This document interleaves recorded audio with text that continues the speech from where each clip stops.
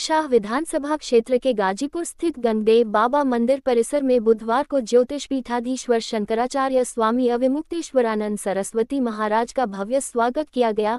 बांदा से रवाना होकर दोपहर लगभग 2 बजे मंदिर परिसर पहुंचे शंकराचार्य के आगमन पर श्रद्धालुओं, ग्रामीणों तथा समर्थकों की भारी भीड़ उमड़ पड़ी। उपस्थित जनसमूह ने पुष्पवर्षा, जयघोष और माल्यार्पण के साथ उनका अभिनंदन किया।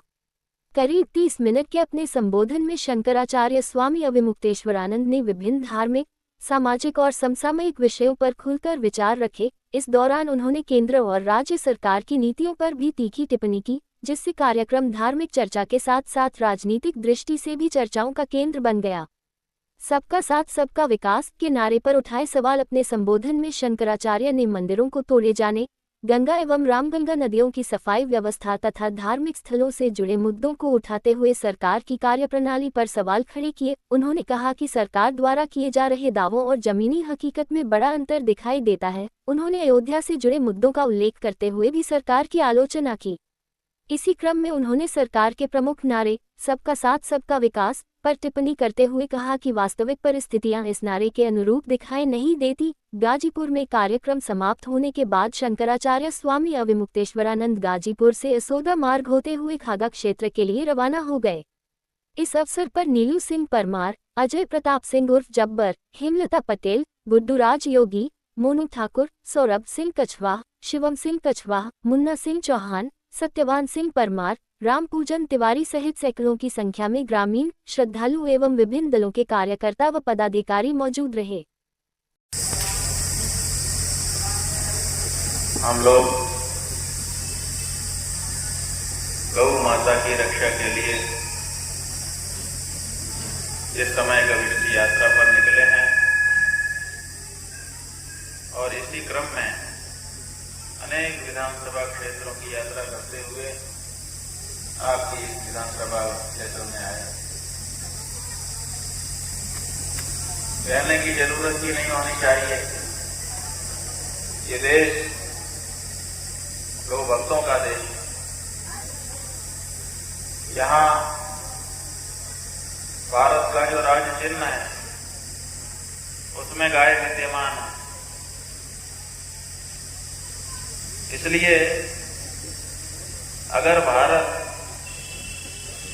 गाय को मारता है तो किसको मार रहा है? अपने आप को मार रहा है।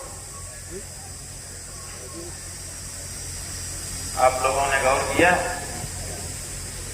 जो भारत का राज्य चिन्ह है, 4 शेर परस्पर एक दूसरे की पीठ को सटा करके बैठे हुए हैं, चारों दिशा में देख रहे हैं। यही भारत का राज्य चिन्ह है जो अशोक की लाट से निकला हुआ है। उसी अशोक की लाट में ये जो भारत का चिन्ह है वो 4 शेर जिस आसन पर बैठे हुए हैं उसकी चारों दिशाओं में 4 चित्र बनाए गए। एक हाथी का चित्र है, एक घोड़े का चित्र है, एक सिंह का चित्र है और एक ऋषभ का यानी गाय का चित्र है कि नहीं? तो भारत के राज्य चिन्ह रक्षक, तो आप ही हमारी रक्षक बन जाए। तो वो रक्षक बन गई और रक्षक बनने के बाद रक्षा करती रहती थी। जब सारे गिर में चले जाते थे तो अंतिम वाला जो था उसको पकड़ के खा लेती। ऐसा रक्षक किस काम का? जो खुद रक्षक बन जाए। हिंदू धर्म का रक्षक वो होगा जो हिंदू धर्म के सिद्धांतों की रक्षा करे, हिंदू धर्म के अनुयायियों की रक्षा करे और हिंदू धर्म के पालन करने वालों को अगर कोई पालन करने में परेशानी आए तो वो आकर के खड़ा हो जाए और उनको सरलता सुविधा उपलब्ध करा। लेकिन आज ये नहीं हो रहा।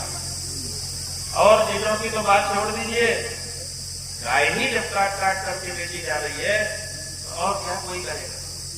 और हम लोग केवल एक मांग कर रहे हैं अभी, और ज्यादा तो मांग भी नहीं कर रहे हैं। कह रहे हैं कि गाय को पशु मत कहो, माता कहो।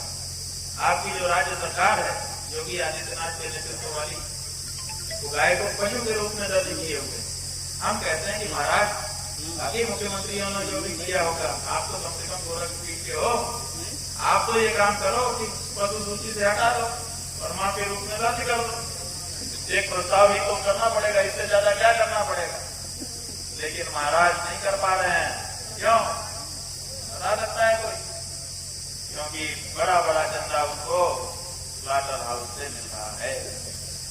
तो जब बूचड़ खानों का चंदा खा करके राजनीति चमकाई जाएगी तो फिर गौ माता की रक्षा असंभव है। और इसीलिए हम लोगों ने ये सोचा कि अब इस बारे में हम लोगों को तय कर लेना चाहिए हिंदू समाज को कि गाय को माता कहना है कि हम भी पशु मान करके मामला खत्म करें।